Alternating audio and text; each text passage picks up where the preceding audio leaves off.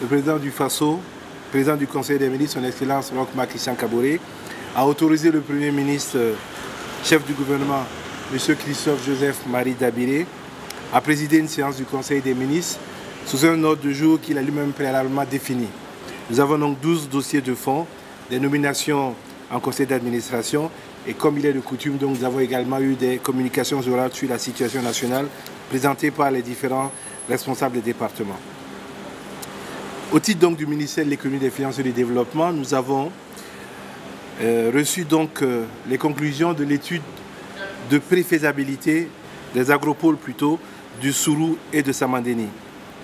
La mise en œuvre de ces agropoles-là est conditionnée par plusieurs facteurs, dont un essentiel, c'est la question de l'eau. Il faut savoir que la vallée du Sourou et Samandéni sont dans le même bassin hydrographique et dépendent tous du même cours d'eau, à savoir la boucle le Sourou, le Moun plutôt. La question donc est de savoir comment construire deux agropoles dans ce même bassin. Et au final, donc, le Conseil a décidé, au regard notamment de la volonté d'assurer le maillage du territoire en pôle de croissance, au regard également des potentialités spécifiques de chaque zone, de prendre donc comme projet les deux agropoles séparés, l'agropole de la vallée du Sourou et l'agropole donc de Samandéni. Le Conseil a partant décidé donc d'approuver les résultats de l'étude de préfaisabilité, le document de cadrage en ce qui concerne donc la préparation des deux agropoles, mais également mis en place le projet de dispositif permettant la préparation institutionnelle donc de ces 10 agropoles. Nous avons également adopté un décret portant déclaration d'utilité publique urgente des lignes électriques, les projets de construction de lignes électriques de haute tension et leur couloir de la Sonabel. La Sonabel, tout le monde en a conscience, travaille à optimiser donc le système de production, de transport et de distribution. Et l'un des gros points faibles de notre système au niveau énergétique, c'est notamment tout ce qui est lié aux lignes de haute tension.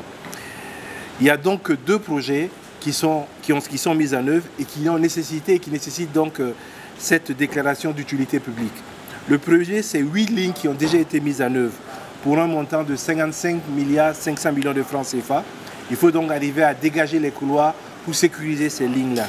Il y a ensuite 8 autres projets de haute tension qui sont en cours et eux ont un financement de 202 milliards 447 millions de francs CFA.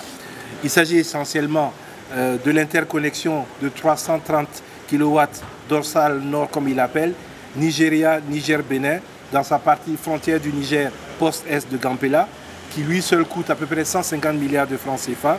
Et les interconnexions à 90 kV de Pas-Diebougou, la même interconnexion 90 kV Zinare-Kaya, la même interconnexion 90 kV de poste de Voma à Dédougou. Donc vous avez 8 projets comme ça qui nécessitent qu'on ait des espaces qui soient dégagés autour de la construction de ces lignes-là.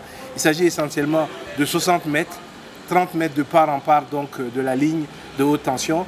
Et cette déclaration d'utilité publique urgente-là, qui respecte les principes de la procédure, nous permettra donc d'activer rapidement et de pouvoir avoir la mise en œuvre, parce que pour ce qui concerne ces 202 milliards, les financements sont acquis, il reste donc leur opérationnalisation.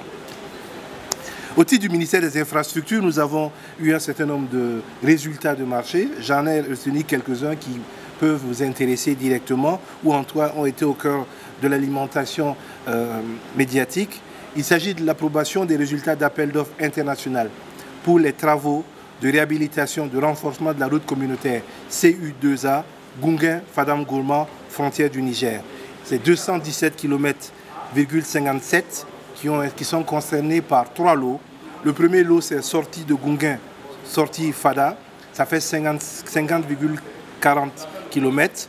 Le deuxième lot, c'est sortie Fada, sortie Machakwali, ça fait 100,050 km. Le troisième lot, c'est sortie Machakwali, frontière du Niger, c'est 67,116 km. Le financement est assuré par la Banque africaine de développement avec des délais de réalisation pour les 3 lots. Chaque lot ne doit pas excéder 30 mois. Nous avons également approuvé la proposition d'attribution de travaux d'aménagement et de bitumage et de la réhabilitation de la rue Bassi à Gunguin. Tout le monde a conscience de la situation avec le camp à Gungen qui fait que cette voie est devenue une voie quasiment de passage obligé et dans un état extrêmement dégradé. Nous avons également les voies à Zorona, la rue 1318 et la rue 1356. Pour ceux qui veulent se faire une idée, c'est la voie qui est qui fait face à l'entrée du lycée technique, qui va traverser donc, qui rentre à la zone du bois. Et l'autre voie, c'est celle qui passe au niveau donc, de la Croix-Rouge. Ces deux voies qui sont extrêmement dégradées. Nous avons également, dans ce même lot-là, accepté l'aménagement donc d'une voie qui doit permettre d'avoir une autre entrée au niveau du palais de Kossiam. C'est une question essentielle en termes de sécurité, afin donc d'aider à la sécurisation du site, mais également de fluidifier la circulation. Ce qui veut dire que certaines voies auront des prolongements pour permettre justement à ce que l'accès pour les questions sécuritaires ne se fasse plus de la même façon. Le montant total est de 2 243 308 915 francs. Je vous passe donc un certain nombre d'autres marchés qui ont été entrepris, mais j'aimerais m'arrêter quand même sur les travaux d'urgence d'entretien courant de points de coupure sur les réseaux routiers nationaux dans les 13 régions. Les travaux ont été identifiés par le soin des différentes directions à l'intérieur de ces régions-là. On a recensé les points essentiels au niveau du réseau routier. Ces travaux consistent notamment à la remise en état de couches superficielles ou totales, aux travaux de reprofilage, aux réalisations d'entretien des ouvrages de franchissement ou à leur construction parfois. C'est 26 lots qui ont été attribués donc dans les 13 régions du Burkina Faso pour un montant d'à peu près un peu plus de 6 milliards de francs CFA. Je voudrais m'arrêter sur une communication orale qui pour nous est très importante. C'est la 16e édition de la Semaine nationale de la citoyenneté, l'édition de 2019, avec bien sûr la journée du 28 qui est considérée comme la journée nationale des drapeaux et symboles de l'État. À cette occasion, donc, toutes les institutions de la République, que ce soit au niveau déconcentré ou au niveau central, au niveau des ministères, tout le monde devra observer donc la levée des couleurs donc, ce lundi 28 octobre et également procéder à la lecture d'un message afin que les questions d'unité nationale symbolisées par le drapeau et les symboles de notre État soient acquis et respectés par tout le monde.